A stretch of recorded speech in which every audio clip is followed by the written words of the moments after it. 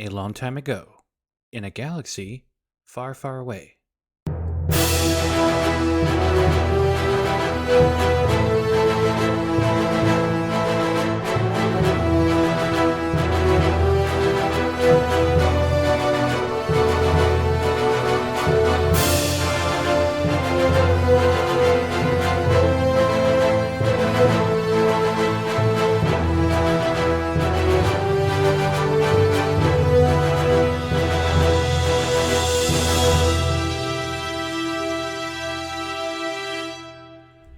Hey everybody, thank you for listening to yet another edition of For Light and Dice.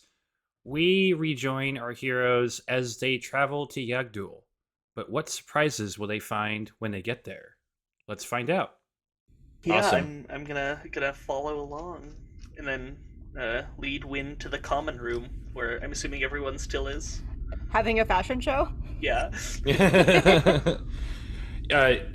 So everybody is gathered in the common place. Just a quick reminder, there are gaming tables. There is the holo projector right there where you can watch HoloNet media. And also that's used as you can stick it into the computer system, use it as a nav map system and a communication system, etc. When they walk in, Gauss just clapping like, work it, gonk! Work it, gonk! Come on, Zero, strut! Yeah, strut! Just like that. When? Don't they look amazing? I don't know what I expected when I walked in here. I have something for you, Wen. And she just reaches down to a box and slowly pulls out what looks to be a Lothrat hat. It's something that a child would put on their head with mouse ears on it, and holds it up. This one's for you. Wear it. Wynn inhales very deeply, exhales through the Duros nose slits.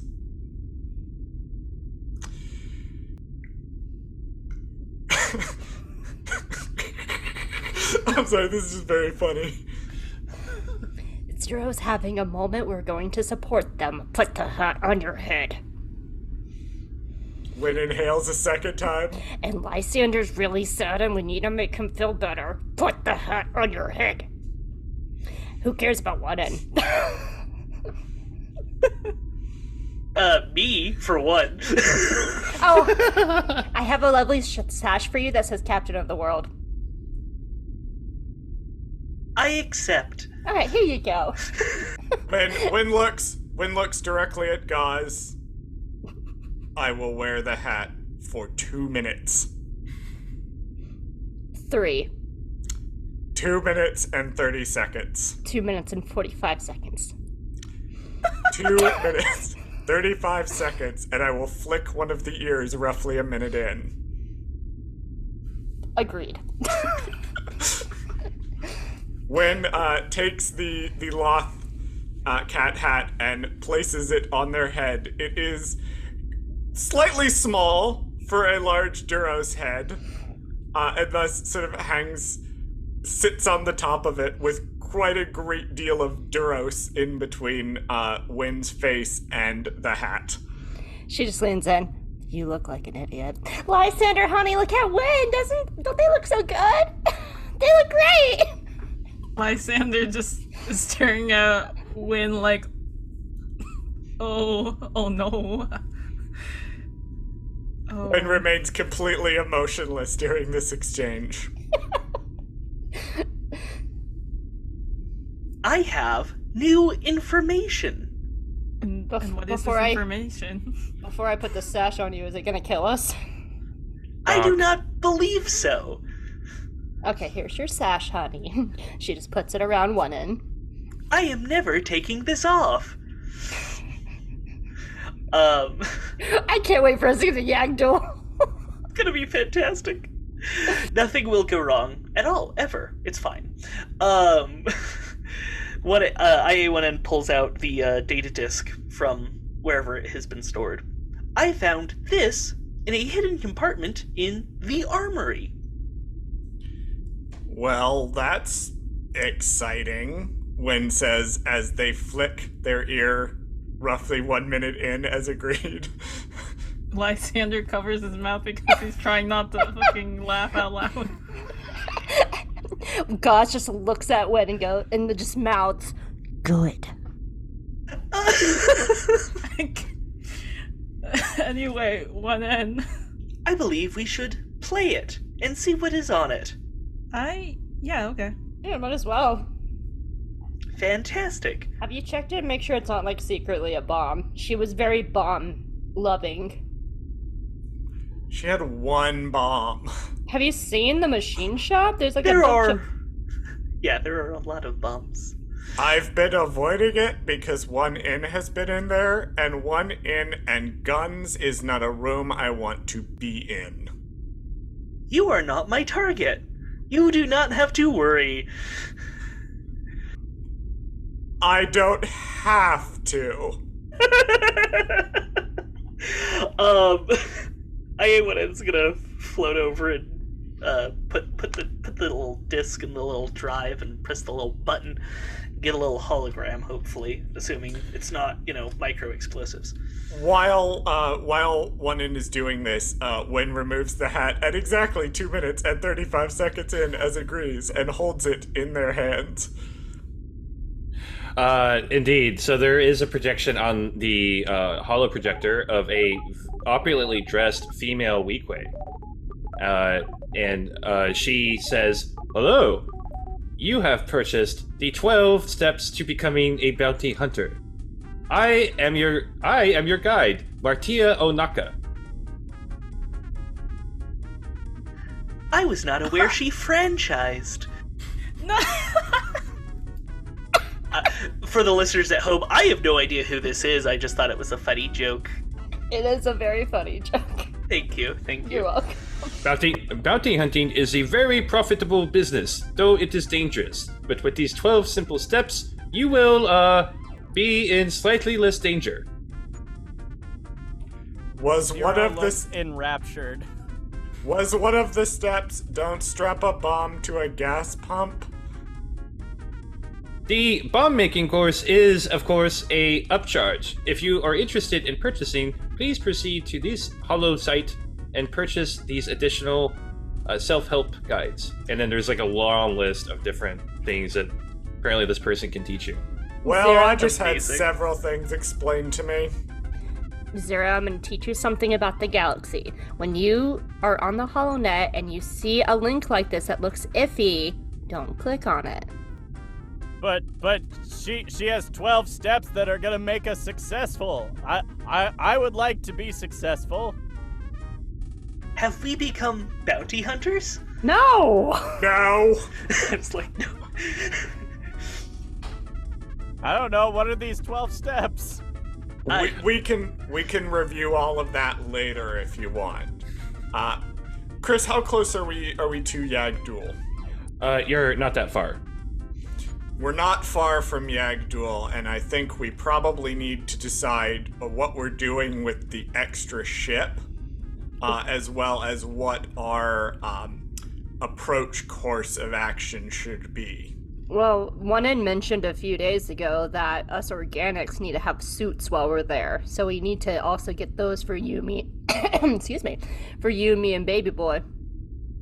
Yes. Also, I peeked my head in the weapons room, and there are 2 droids in there?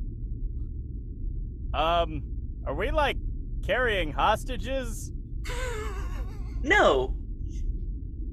Don't worry about that. I have plans. Okay. One Yes. in.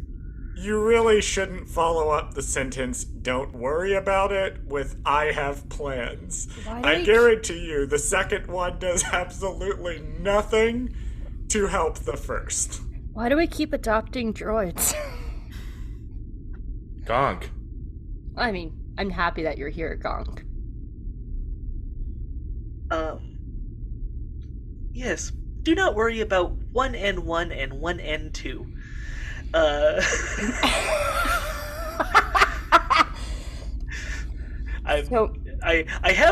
I haven't put IG or IA1N's consciousness in the droids yet, but yet is the important word. You might as well name them Thing 1 and Thing 2 at this point. That is acceptable. I really know nothing about Yag'Dhul. Ragu. What is it called? Yag'Dhul. Y-A-G''Dhul. And they're the givers, right? Givin. Givin. Well, what are they given? They have a good given sense of humor? Chris, Yes. I would like to roll for any knowledge Wynn might possess on the planet Yag'Dhul. Make a lore roll. That is a 19. Oh, good. You know about as much as anybody else does about Yag'Dhul. 1 second, I had a thing I was going to read. Jeez, But to say, if you say everybody else, there's me who didn't even realize that the Givin were in the original trilogy versus Charles, who I know. knows a shit ton more. You don't need to know a lot more than that. Isn't a lot more than that. And for our listeners, I'm quoting Wikipedia for this. Yag'Dhul is a planet located in the galaxy's inner rim, and is the home world of the sentient species the Givin. Its environment is so harsh that their organs are sealed away from the atmosphere so they can survive a short while in vacuum. Yag'Dhul is located at the intersection of two significant trade routes, and it has 3 moons that surround it that constantly put the planet in an extreme state of tidal and gravity forces. Most of the cities on Yag'Dhul are in sealed domes so that visitors do not die when visiting the city or visiting the planet. I did look. I've been reading a little about Yag'Dhul. There is not much, but if we land in one of the cities, they are domed to prevent us from dying. So we will have opportunities to purchase, most likely, what we need if we were to have to go out and explore the planet overall. All right, Oh, so we don't need that. Real quick note from the GM, whatever. Yag'Dhul at this time is not a member of the Republic, even though they are deep in the middle of Republic space. Luckily, they are not a member of the Republic, which means, on the one hand, no cops, which is good. On the other hand, potentially more huts, which is bad. Are they friendly to outsiders? We're about to find out. Awesome. How are your math skills? Not. I mean, I used to run the cash register at work. Does that count? Possibly. Did that include logarithmic functions? It required minimum wage functions. That did not answer my question. I just answer any math question with 3. Does that work? We are going to die.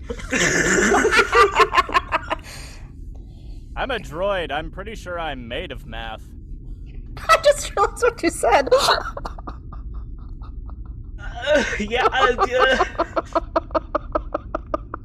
Wow.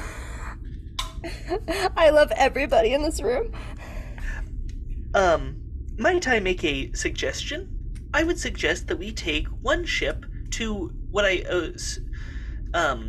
would assume is some shipyards to get better weaponry and other things for our ship. Specifically, the Squonk, not the 1N2000. That's true. We did get all that money from the hut. So we could use it to upgrade the Squonk. We might want to make sure the Squonk is okay with anything we're going to plug into them before we do it. Yeah, Otherwise, they are a droid. Otherwise, they might throw a fit. Reasonably so, in my opinion. That is fair. And, I'm sorry, Chris.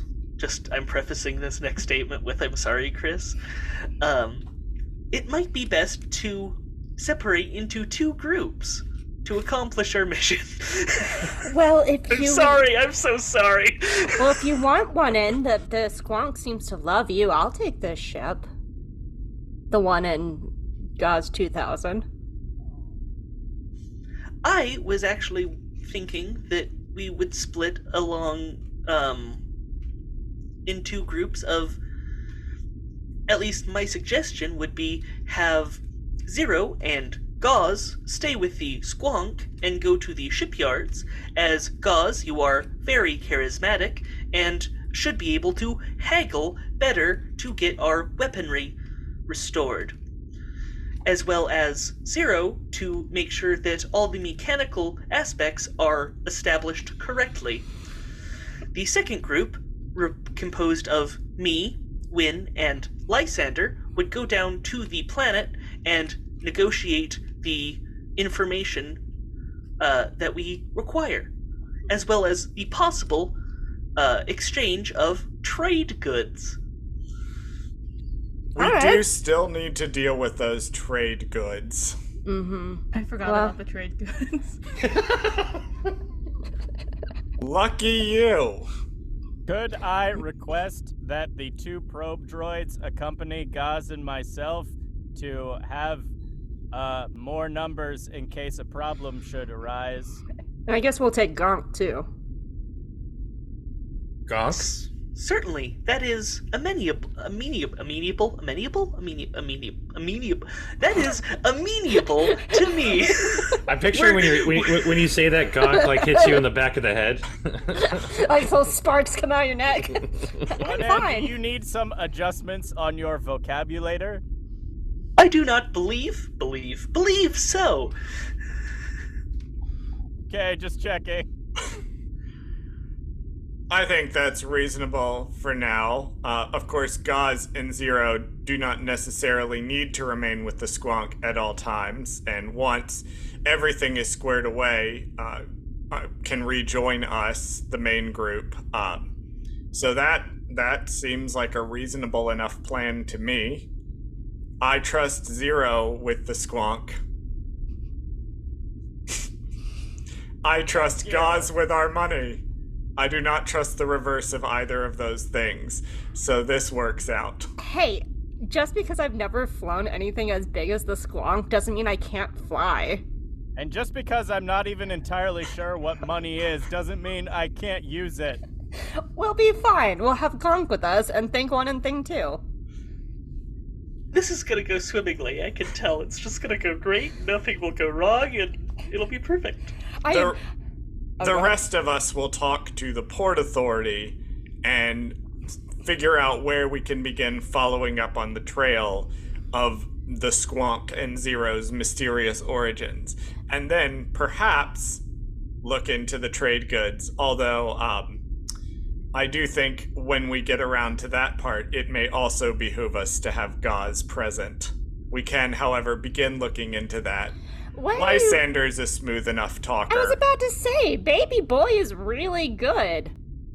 He's charming, he's cute, he just has to flash his baby eyes. If you need to make him look rich, stick a cape on him, he'll be great. Are you okay with this plan, Lysander, hun? Yeah, but also, I'm not a baby. No, I know you're not. When looks over. Oh my god. He mutters that under his breath. When looks over at Lysander and kind of levels their gaze at him and says, I need you to understand, Tiny, that the people that we may be having to deal with to offload the trade goods may not be Hutts, but are going to be no less dangerous and try to be intimidating as Hutts. Are you okay with potentially having me and 1In's lives in your hands talking to someone who is bigger and meaner and has a lot more guns than you? Oh my god, don't scare him! Gonk. Lysander just takes a deep breath. He's like, I mean, I'll do what I have to do, and I will try my best, but I also make no promises. Lysander, you don't Well, have I'm to do convinced. You don't have to do anything you don't want to. If you just want to stay on the ship, that's perfectly fine. No one's going to judge you for it. Right, Wen? I have never judged a single person in my life. It's really up to you, Lysander. Also, do not worry. I will have enough guns for us all. Well, that's very reassuring. Thank you. I have been practicing. Do you want to... I'll help Win and one in. Alright. You can always change your mind. So then Wayne we should... nods approvingly, as if this was their plan all along.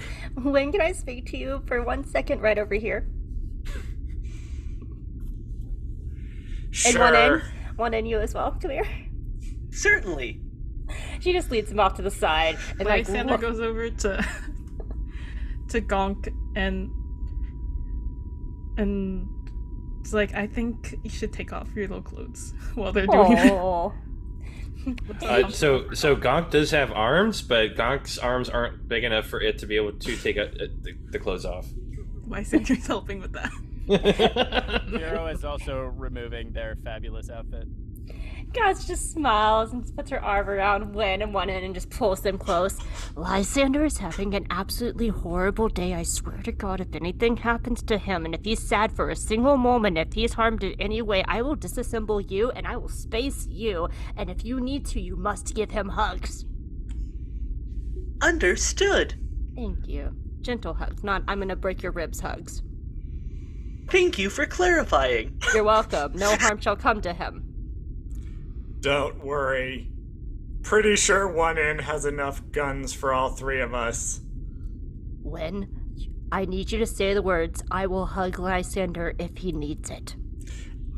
I will give Lysander something vaguely resembling a human hug if required and no other option is present. I'll take it. Lysander, honey, you're gonna have the best time. Oh, let's get Gonky out of those clothes.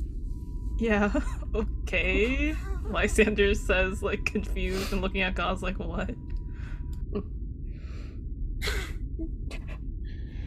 And at that point, the ship's alarm goes off, indicating that you are getting close to your destination. I have to ask a question, because I've been staring at this on the loot list, and I just want to make sure it's not, like, haunted or anything.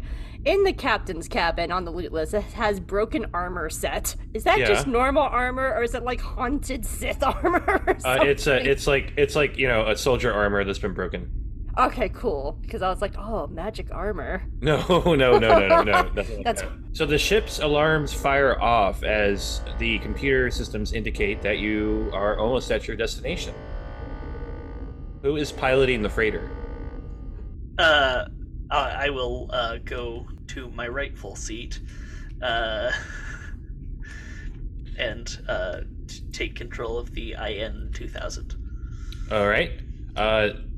When heads into the Squonk and sits down at the pilot's chair, opens a line of communication to one in, and says, "We're gonna go ahead and figure out landing procedures before I come back over to the other ship." Understood. All right. So one in, can you make me a pilot roll at disadvantage? Oh, yeah. Okay. Oh, that's not terrible. It's an 11 and an 18, so 11. 11. Okay. So the ships drop out of hyperspace, and immediately it's very choppy. The ship's computer systems are reading that gravity pulls are kind of just all over the place. And you do see the planet of Yag'Dhul just ahead. It swirls in red, dark blue, and black. But between the ship and the planet, there is a large space station that is shaped like a silver dome with lots of spires coming out of the top and spines almost crawling around the outside of it. Immediately you get a signal saying that there is a flight warning that it is difficult currently to reach the ship due to gravity issues, and that you are to report to the immigration station, and you're given coordinates towards that space station. And for your amusement, you're also given a math problem to solve. Alrighty. One in, do you want to transfer control of the linked ships to the Squonk? Yes, I do believe that is a satisfactory. That is satisfactory to me, and I'll press the button that does that. When begins the process of switching over so that the Squonk and thus Wen, with their +7 to piloting, will take more direct control of landing. And as they do so, they say, "I got nothing on the math thing. I was a history major." I'm gonna try and solve the math problem. That's using it. my genius level intellect. Of course. Of a +0 to int. You can make an intelligence roll. Yeah. 18. You successfully answer the question. The answer, surprisingly, is 3. I knew it. As you get close to the space station, the doors open up and it reveals a massive shipyard where there are lots of different ships parked. The Squonk immediately turns red. When you notice that weapon systems are activating. Whoa. Hey, no, not an enemy. Not an enemy. Gaz is just coming in to get ready to take over on this side, and she's just looking at everything. What'd you say to it? Squonk, honey. It's okay. We're all having a rough day. And she's just like rubbing the dashboard. You're fine. Wen leans forward and says very quickly, "Squonk, mission in jeopardy if violence at this moment. Request not doing that." Make a persuasion roll at advantage.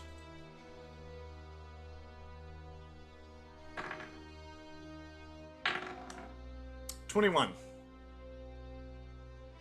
The ship deactivates the weapon systems, and it seemed to have started to target a particular ship that is parked, and you see that there is a Republic long beam that is currently parked on one of the shipyards. Oh, God! Oh. What's the Republic doing here?" I don't know. They might be negotiating. Oh, God. I Okay. thought the Republic wasn't gonna be here. This isn't part of Republic. Maybe they're just refueling. This is a Yag'Dhul? very popular. This is connected to a very popular trade route, so that is not out of the picture. Everyone just be cool, be chill. Maybe the Republic came here to learn math. Maybe. Well, everybody, that is our show for this week. Turns out Yag'Dhul is a pretty popular place. Tune in next week to find out what will happen and what other mischief our heroes will get into. Thank you so much once again for listening to this edition of For Light and Dice. Again, the music provided by this show is by Grushkov. You can follow them on Twitter and all of their social media.